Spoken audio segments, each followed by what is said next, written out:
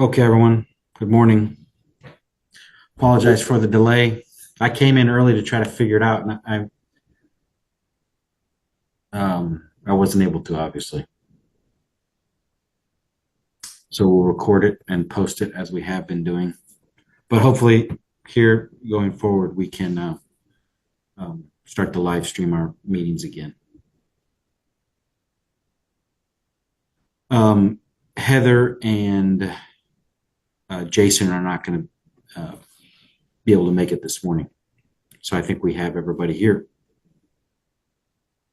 Will you be able to take minutes out of this recording? Yes, I'll do minutes.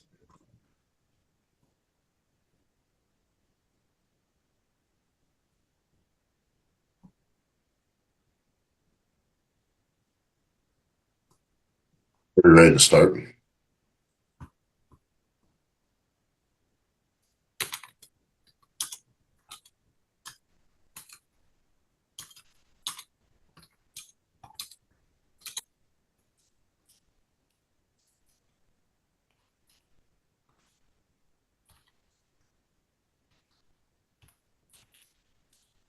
Can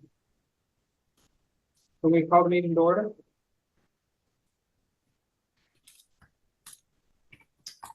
Brad, you're muted. Yeah, Nate, are you ready? Yes. Oh, okay. I just want to make sure. Yeah, let's call this order the October meeting of the Muncie Land Bank Board of Directors. I want to thank everyone for coming today. We got a mix of board members and interns, and we're going to jump right into our consent agenda containing last month's meeting minutes and a financial statement. If everyone hasn't had a chance to review the consent agenda, please do so now. I would entertain a motion to either approve it as presented. Move to approve, Jim. Is there a second? John? Yeah. Are there any other questions or comments about the consent agenda? Hearing none, all in favor of accepting the consent agenda as presented, please motion by saying aye. Kyle? Aye. Rebecca? Aye. Annette? Aye. Jim? Aye. John? Aye. Melanie? Aye. And aye, makes it unanimous. Consent agenda has been approved. Thank you very much. The only item up for voting today is from the A&D committee on the disposition of 411 East 8th Street to Ryan Albertson. The Dropbox has details of the transaction, and it has a favorable recommendation from the Acquisition Disposition Committee. Nate, is there anything you'd like to go into detail about? No, nope. It was pretty straightforward. A&D thought it seemed like a reasonable proposal, and so they recommended that we go for it.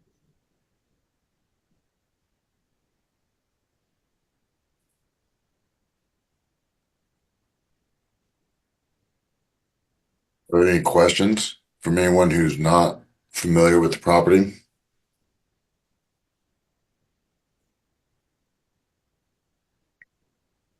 This guy's starting his own little BBQ business. He's going to grow the vegetables for his BBQ sauce right here in like a little garden. We're giving him a shot at it. So I think the cost was like $300 some odd was the bid. Unless there's any other questions or comments, I would entertain a motion to approve the disposition of 411 and a half East 8th Street. So move.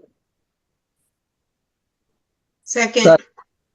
I got a second and a third. Unless there's any other questions or comments, I'm going to call the question. All in favor, signify by saying aye. Kyle? Aye. Rebecca? Aye. Annette? Aye. Jim? Aye. John? Aye. Melanie? Aye. And I unanimously. So staff, go ahead and begin the transfer to Ryan Albertson for 811 and a half East 8th. That contains all of our voting items, I believe, for the agenda. Next is just a bunch of updates from our committees. Our first committee on the list is Acquisition Disposition Committee. Nate? Yeah, the biggest update we have is the 40 properties that were awarded to us in April. The redemption process is completed. 38 of those properties made it through. 2 were redeemed. You can see in box there's a list of properties, the ones that are highlighted, the ones that were redeemed. Now, yeah, the next step is to petition the court for the tax deed, and I think we have to do that within 60 days. It's going to roughly take another 60 days. So that puts us into December, hopefully acquiring the deeds, and then we'll run quiet title action, and then take full legal ownership at that point. And these are properties that, even though we haven't taken full ownership, we have been trying to maintain. We've been mowing, and yeah, doing some securing. So we continue to make an investment in these properties. But one step closer. Yeah. Any questions or comments?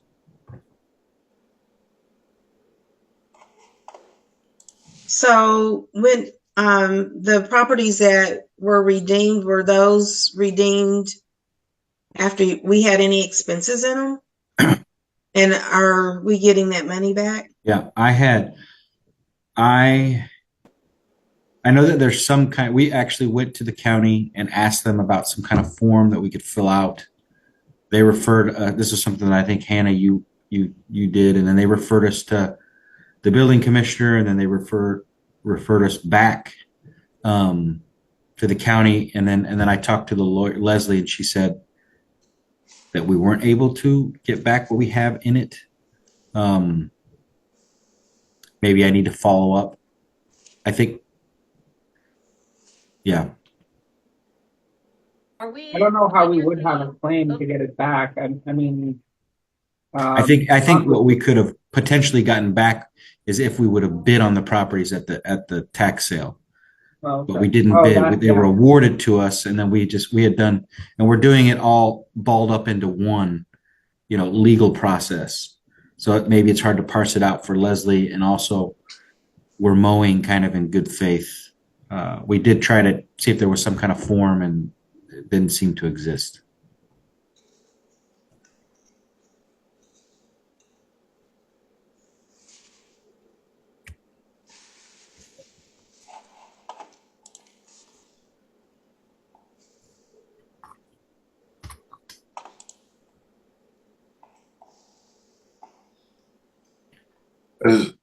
Does it say that 422 is a vacant lot? Is that what it says on the list? Yeah, Is that not correct? it looks like a structure on Beacon. I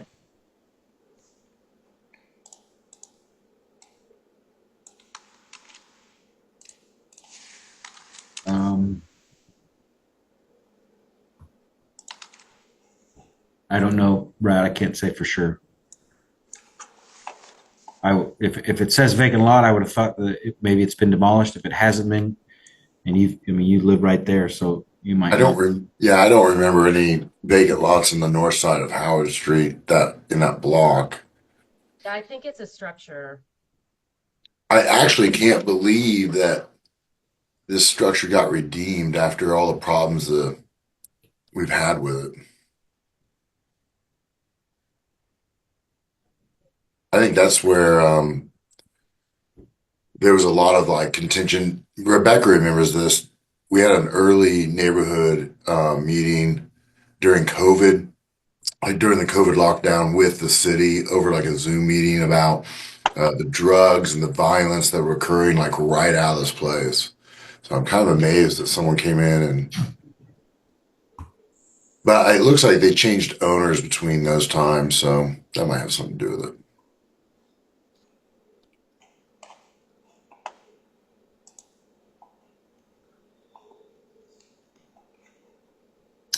Are there any other questions or comments about the tax sale certificate properties? We got at least the majority of them, the lion's share, right?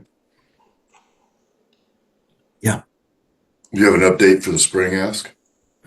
Just keeping everybody in the loop. You know, we've invested some money in actually going through all the properties that are going to the tax sale in November. Ruby's helping so we hired some local guys to go out and look at all the properties and take notes and take pictures and do kind of their analysis. So we have that. We're sorting through that. Ruby's helping with that, and we're hoping to kind of consolidate our list going into the tax sale. These are the properties that we would potentially be interested in acquiring, and then triangulating that with all our different partners and filtering that through the A&B committee, and so then that would be eventually what we would present to the commissioners, hopefully early next year for a new ask.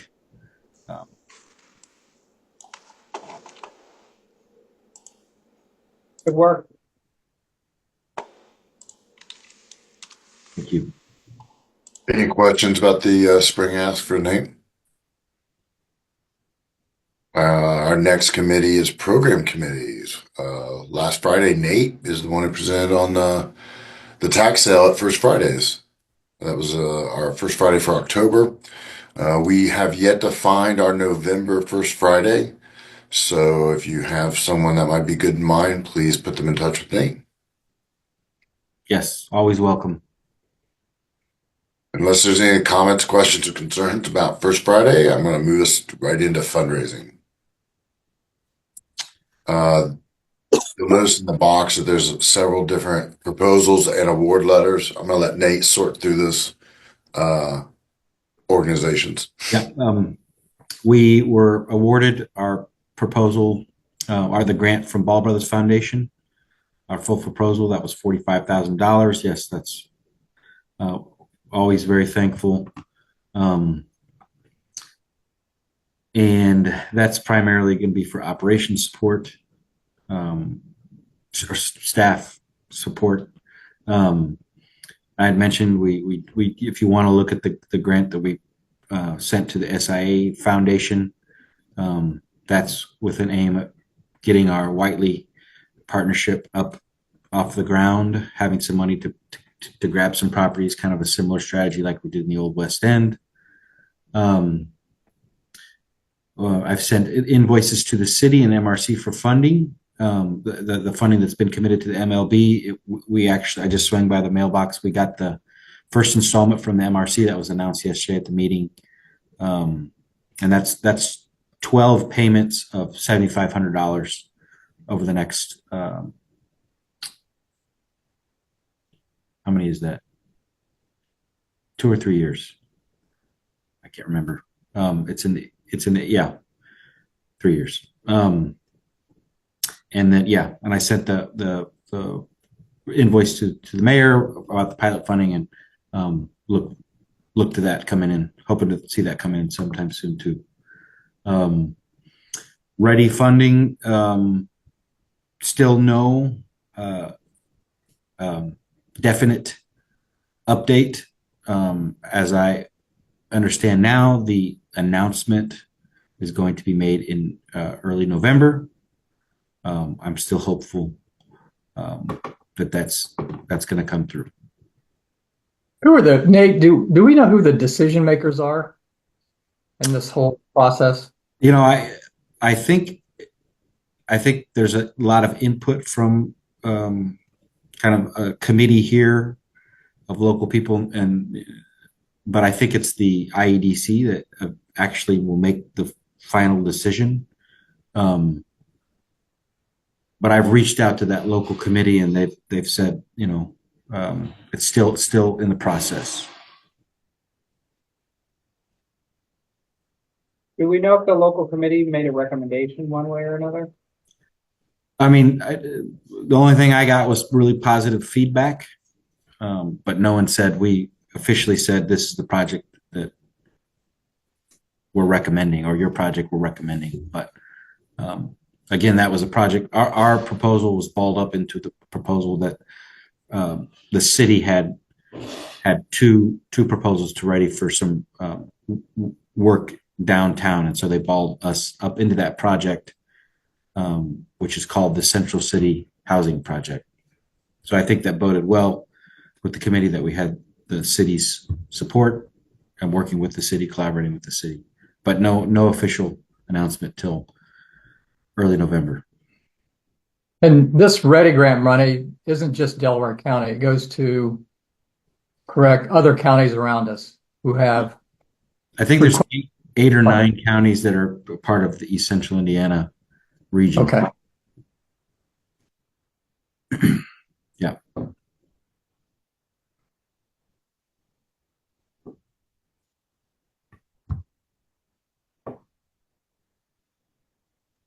Unless there's any other questions or comments, we'll just go on to public outreach.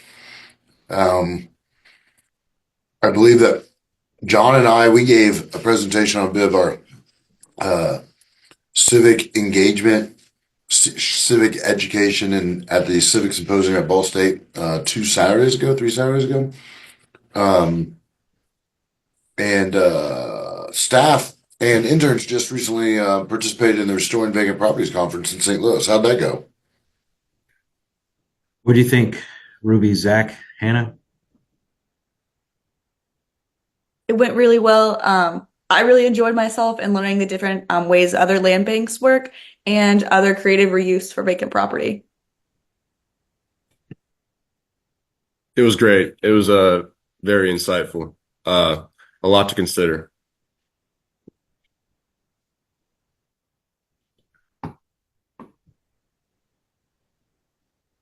Well, I great. thought everything was really interesting. Yeah, and seeing all the different ways to use vacant property.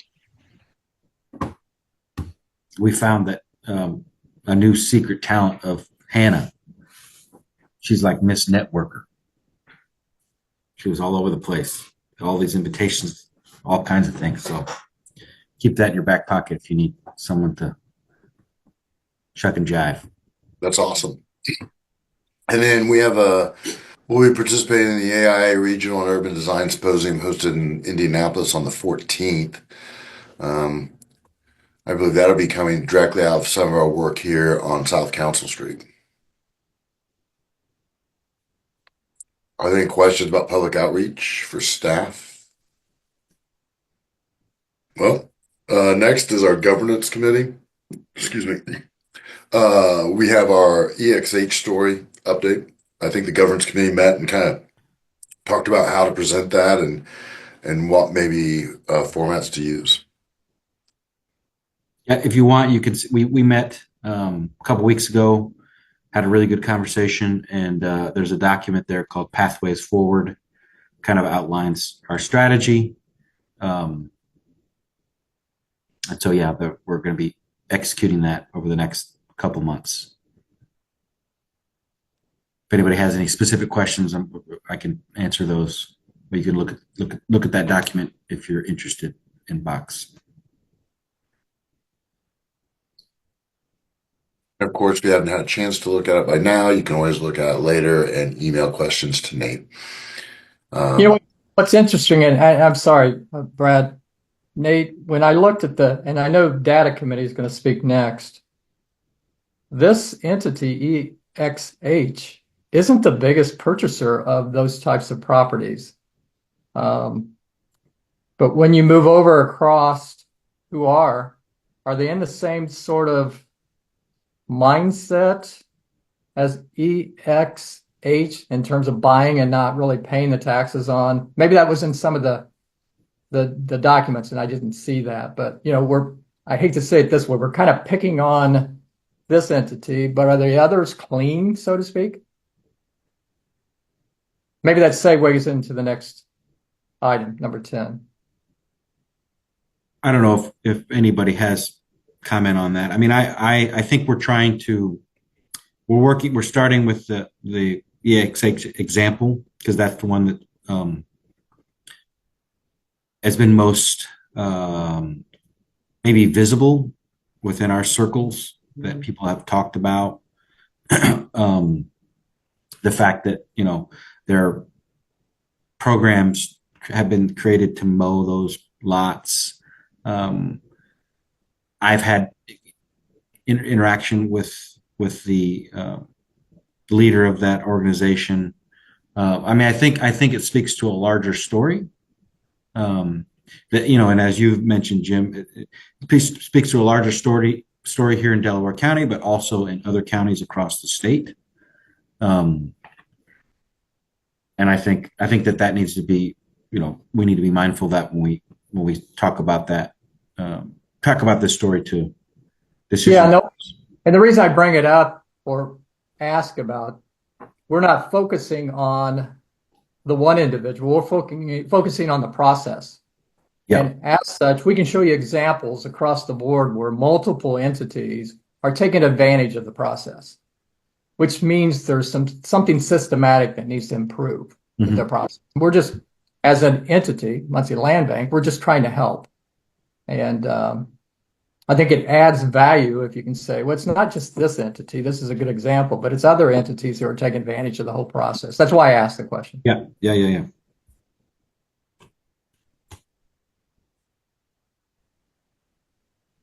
Yeah, when I think about it in general, kind of the way I frame it is that, you know, there seems to be some problems with how we're dealing with vacant, abandoned, deteriorating property, and we hope that we can convene the folks that need to be in the room to have a discussion of, you know, what kind of integral alternative can we come up with, and the land bank can be part of that. But there may be other things that need to happen as well. But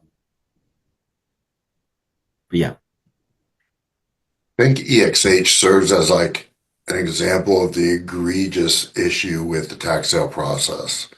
So like it may seem like we're picking on this entity, but really it's, you know, easiest to pick out the Michael Jordans, the stars of the, you know, they stand out. Well, sometimes the stinkers really stand out too, you know? So it's really not necessarily about whoever this person was. It's so much about the process and the lack of, you know, preventing these adverse effects. These, you know, when you go through this presentation of the historical, even though we're not there, I mean, we're basically just transitioning to the data committee update. And if you look at this tax sale analysis and you look at these neighborhoods that have been properties, massive amounts of properties turned over and over and over again in the tax sale, you can see that this is just a recipe for the blight and the conditions and the disinvestment that's occurred in these areas. And, you know, when you have someone like EXH who's then forcing the government to give them these properties, which is a cost to the government, then cost the government opportunity in developing those actual properties because nothing really happens to them, cost the government revenue in the fact that he stops paying property taxes on them, and then ends up costing the government money to mow or pay someone like a neighborhood association or a CDC to mow them. You know, this guy's taken the city of Muncie or using the system of the tax sale for a ride 4 times over. I mean, and you know, sure, if I were to do this, maybe I'd own 3 lots because I don't have that kind of capital. But, you know, when I get a hold of 150 lots and 3 lots, what's it really cost 65,000 people to pay for the mowing of 3 lots? Really nothing, right? But when you got like 150 lots and they're not being redeveloped and they're not being mowed and they're not being paid, you know, that can become a significant loss, especially over just a few year times. So who accumulated all this information? This is remarkable information. Kudos to whoever put all this together. Ruby led this effort. She did a great job. Nice job, Ruby. This is excellent information. This is information I assume Pathway Forward we could share with the mayor or others, because I mean these graphs speak volumes. Yeah, and yeah, all that you can see the PDF there, and these are things that we're still working on. This is kind of like our baseline. This is stuff that Zach has been working on, the visualization, you know, He's been going through. We have tax sale information from 2008, and then I think it's 2011 to now. There's a little bit of gap in the information, but yeah, we're hoping to just kind of shed some light on the effectiveness or lack of effectiveness of the tax sale. And again, understanding that the problem is big and there's a reason why the tax sale exists, but there might be a space for the land bank to slide in there and help with. I mean, I think one of the things that really come through from if you look at that graphic about assessed value and tax sales is that once a property goes to the tax sale once and does not sell, it's really it's a quick decline. And you know, and that may be something that the land bank can help with.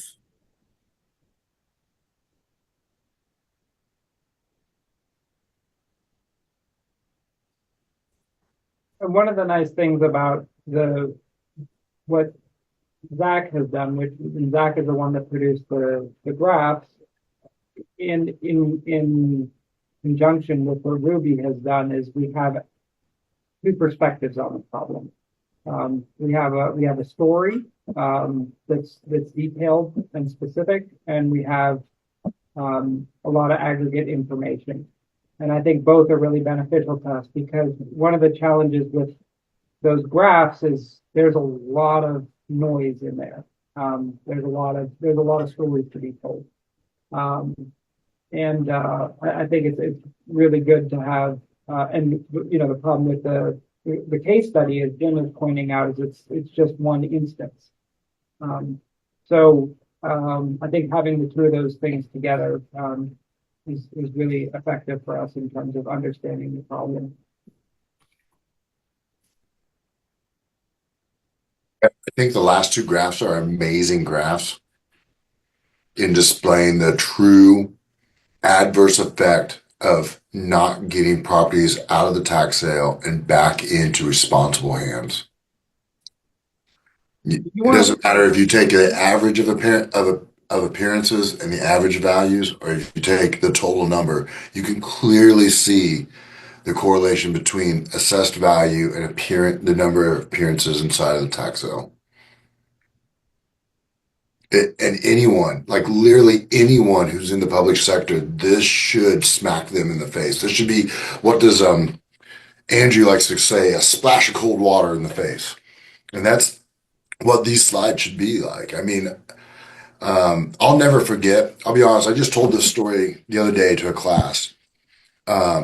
But I'll never forget when we presented only the 40% coverage we had at Scout Muncie in a map formation. And we were able to say that, you know, 50% or 80% of all properties inside of Muncie were within 500 feet of abandoned, vacant, or blighted property.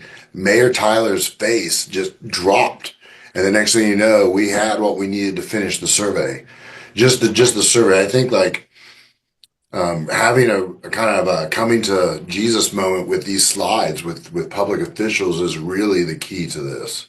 I think the narrative and the graphics, like John was saying, pulled together really compel this story, but this should really wake up government officials or people who need the public assessed value to run their business. The other astounding number, and Nate, I think you mentioned it to MRC yesterday, and if I'm quoting it correctly, 856 properties listed on the tax sale. Something in that neighborhood. That's astounding, it seems to me. Has that number come down anymore, Kyle? You know? I haven't got an updated list. They're supposed to get that to me anytime. They're in transition from one system to the other before the tax sale. So as soon as I get it, I'll know. It probably will. I mean, it seems like it's typically 400 to 600 by the time of the actual sale. So Is the SRI list updated? not that I'm aware of.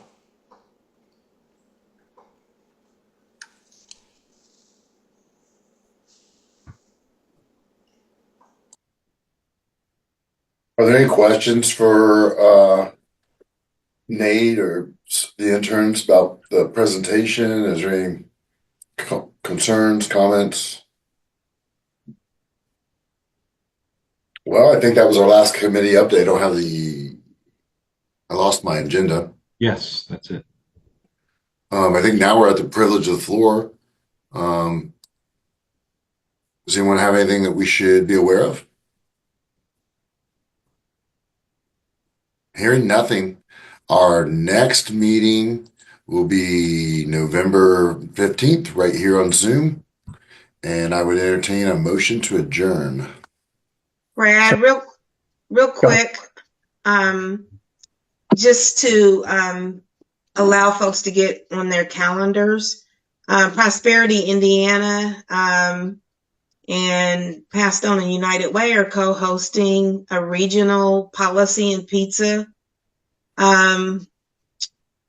event, and that will be on December 13th at Voice Systems in Daleville, because it is regional. We're trying to make it convenient for folks, and so as many folks that can come to that, spread the word. I'll forward this invite to Nate, and maybe he can get it out. But I did want to mention that. Thank you, Nate. Yes, please forward that information to Nate and we'll get it shared. Unless there's anything else, I would entertain a motion to adjourn. So move. Second. All in favor of adjournment, signal by saying aye. Aye. Aye. Is anyone opposed? That sounds like adjournment to me. Have a good weekend, everyone. Thank you very much.